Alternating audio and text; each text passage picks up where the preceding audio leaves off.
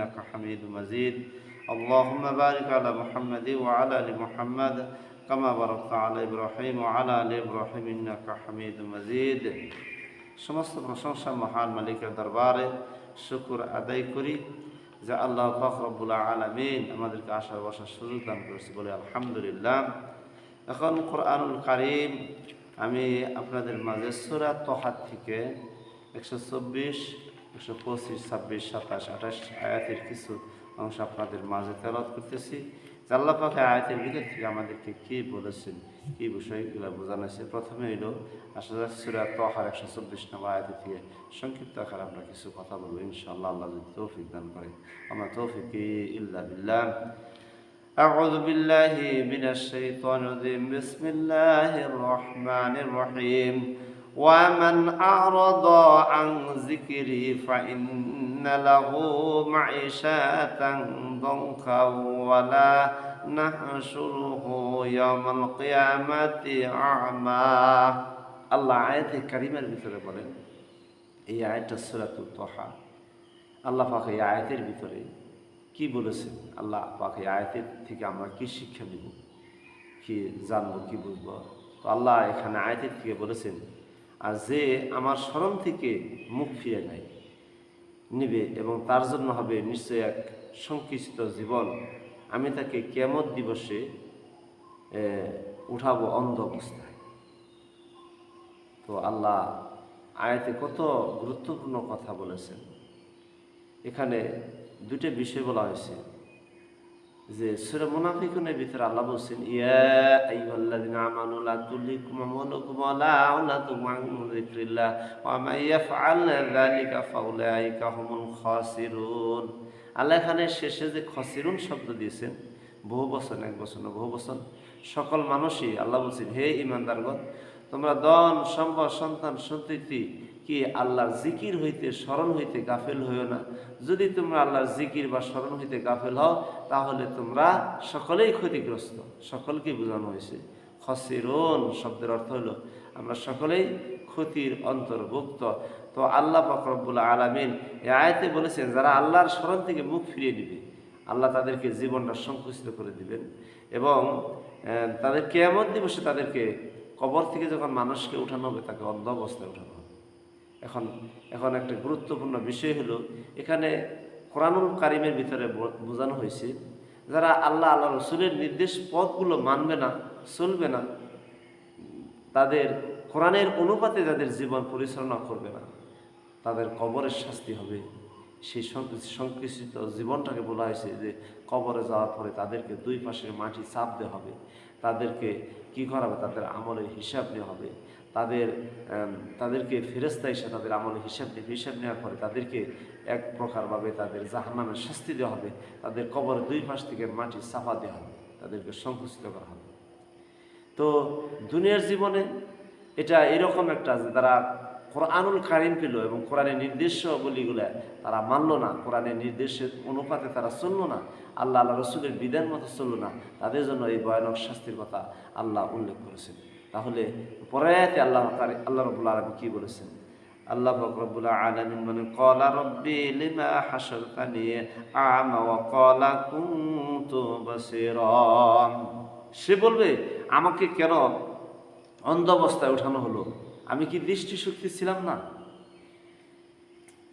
তখন সে বলবে, ওই বান্দা যখন অন্ধ অবস্থায় ওঠানো হবে তখন সে বলবো যে আমাকে কেন অন্ধ অবস্থায় ওঠানো হলো, আমার কি কোনো দৃষ্টিশক্তি ছিল না? এই কোরআনুল কারীমের ভিতরে সূরা মুলকের ভিতরে বলা হয়েছে, ইযা উলকু ফিহা সামিউ লাহা শাইকা ওয়া হিয়া তাফুর তাকাদু তামাইয়াজু মিনাল গায়স ওয়াল আখিরা।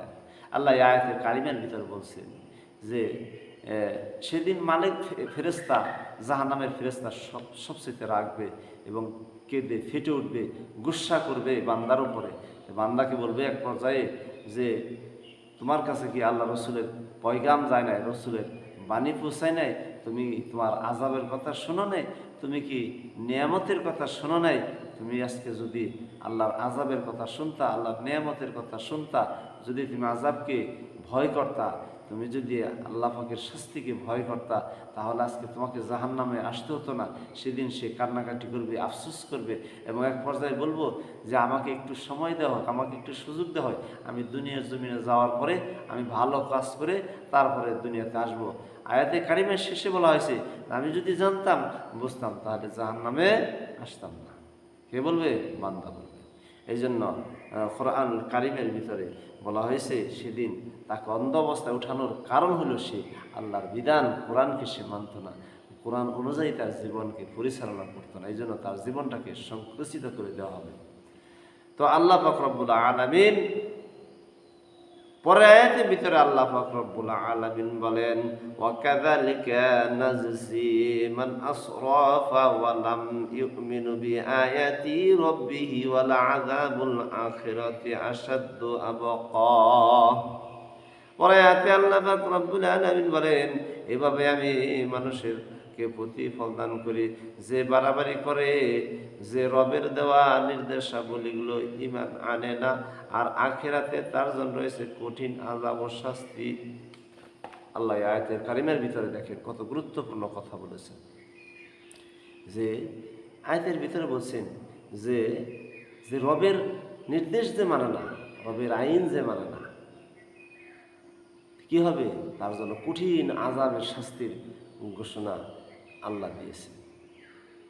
যেমন হাদিসে রাসূলুল্লাহ সাল্লাল্লাহু আলাইহি সাল্লাম বলেছেন, কোনো মানুষ যদি পবিত্রতা হাসিল না হয়, নাপাক থাকে, এই নাপাকিতার কারণে, পবিত্রতা হাসিল না হওয়ার কারণে 3/1 লোক জাহান্নামী হবে।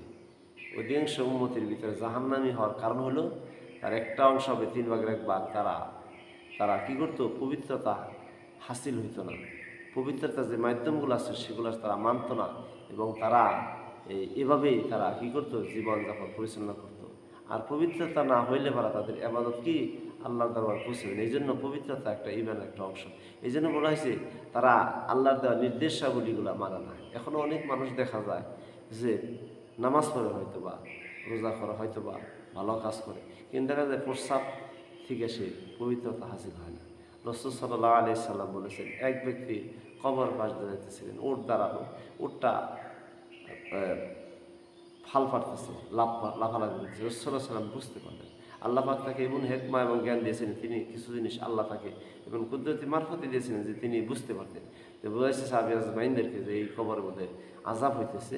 হাদিসে রাসূলুল্লাহ সাল্লাল্লাহু আলাইহি সাল্লাম বলেছেন যে দুইটা কারণ, তার একটা হলো এই ব্যক্তি প্রস্রাব থেকে সাবধানতা অবলম্বন করতে না। তাহলে বাজানো ভাইয়ের আমরা পাক পবিত্রতা বিষয়টা সবচেয়ে গুরুত্বপূর্ণ, ঈমানের একটা অংশ। এই জন্য আমরা আমাদের নামাজের পরে আমাদেরকে কি করতে হবে? পবিত্রতা হাসিল হতে হবে। আমরা এটা গুরুত্বপূর্ণ, এটা ঈমানের একটা অংশ। এই জন্য বলছে যদি কেউ ঈমান আনে না, যে ব্যক্তি রবের নির্দেশ মানে না, তার জন্য আল্লাহ আখিরাতে কঠিন শাস্তির ব্যবস্থা করেছেন। আজকে সূরাতুত তাহা থেকে যে আমি আয়াতটি পড়লাম, যে আল্লাহ পাক রব্বুল আলামিন যে আয়াতের ভিতরে বলেছেন, আল্লাহ সূরা তাহার 128 নম্বর আয়াতে, আফালাম ইয়াহদি লাহুম কাম আহলাকনা ক্বাবলাহুম মিনাল কুরুনি ইয়ামশুনা ফি মাসাকিনিহিম ইন্না ফি যালিকা লাআয়াতিন লিউলিন নুহা। আল্লাহ এখানে বলছে ইন্না ফি যালিকা লাআয়াতিন লিউলিন নুহা। আল্লাহ আয়াতে বলছেন যে আমি তোমাদের পূর্বে এমন কিছু জাতি ছিল যাদেরকে আমি বিভিন্ন আযাব এবং গজব দিয়ে তাদেরকে ধ্বংস করছি, তারা বাসভূমিতে বিচরণ করতে। নিশ্চয়ই এর ভিতরে তোমাদের জন্য এসে অনেক শিক্ষা, অনেক নির্দেশনা বলি। কিতাবের ভিতরে আসছে যে হযরত নূহ আলাইহিস সালাম, এই আয়াতের থেকে বলতেছি বিষয়টা, হযরত নূহ আলাইহিস সালাম তিনি 960 বছর তার কওমকে, জাতিকে তিনি দাওয়াত দিয়েছেন। দিন এবং রাত্রিতে তিনি মানুষকে আল্লাহর দিন বোঝানোর জন্য, নূর উপরে রবের প্রতি ঈমান আনার জন্য তিনি দিন এবং রাত্রিতে কী করছেন? পরিশ্রম করেছেন, দিনের দাওয়াতের ফিকির করেছেন।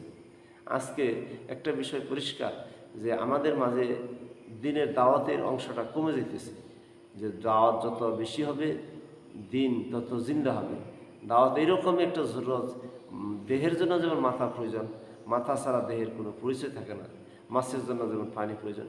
তো দাওয়াতের ফিকির এতই গুরুত্ব যে প্রত্যেকটা মানুষের দাওয়াতের ফিকির করতেই হবে। আর এই দাওয়াতের দায়ীদের গুণাবলী সবচেয়ে মর্যাদা বেশি রাখছেন আল্লাহ পাক রব্বুল আলামিন কোরআনের ভিতরে বলছেন তাদের মর্যাদাটা সম্মানজনক জীবিকা আমি আল্লাহ তাদেরকে দান করবো, যারা দিনের দায়ী, যারা দায়ীদের গুণাবলী আল্লাহ অনেক বরকত রহমত। এই জন্য আমরা দিনের ফিকিরে মানুষকে জাহান্নামী হইতেছে, মানুষ জাহান্নামী হইতেছে, তাদের কিভাবে বাঁচানো যায়, তাদেরকে জান্নাতের পথ দেখানো, এটা আমাদের দায়িত্ব। এই জন্য আমরা এই কাজটা করবো। এই জন্য পূর্ব জাতিদেরকে আল্লাহ ধ্বংস করে দিয়েছেন, আমাদেরকে আর ধ্বংস করে দেন, আমাদেরকে পরীক্ষা করেন, আমাদেরকে বিভিন্ন মুসিবত বালা দিয়ে আল্লাহকে পরীক্ষা করেন। এই পরীক্ষার থেকে আমাদেরকে কী হতে হবে, ঈমান আনতে হবে, আমাদেরকে ধৈর্য ধারণ করতে হবে। বেশ কিছুদিন আগে যে আল্লাহ যে আমাদের উপর একটা পরীক্ষা দিয়েছেন, অনেকের অসহায় মানুষ, গরিব মানুষ যারা ঘরের টিন বা শিলা বৃষ্টি পড়ে অনেক ছিদ্র হয়েছে, অনেকের অনেক টাকা খরচ হইতেছে বা তাদের এই খরচটা জোগানোটা সম্ভব হইতেছে না। তো যা হোক, যেভাবে হোক তাদের এই ঘরবাড়িগুলো ক্ষতিগ্রস্ত হয়েছে প্রাকৃতিক দুর্যোগের কারণে। আর এটা এমন একটা ক্ষতি যে এটা বলা বা খাওয়ার নাই, কারো কাছে বিচার দেওয়ার নাই, আল্লাহর তরফ থেকে এসেছে। আর এটা হয়েছে আমাদের পাপের কারণে। সূরাত রুমের ভিতরে আল্লাহ বলছেন মানুষের কৃতকর্মের কারণে স্থলে জলে বিপর্যয় ছড়িয়ে পড়ে।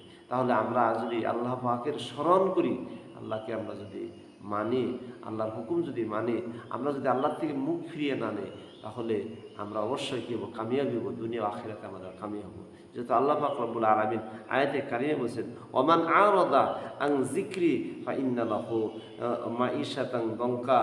আল্লাহ এই কোরআন আয়াতে বলছেন যারা কি করবে, আমার স্মরণ থেকে যারা গাফিল হবে, আমি তাদের জীবনটাকে সংকুচিত করে দেব।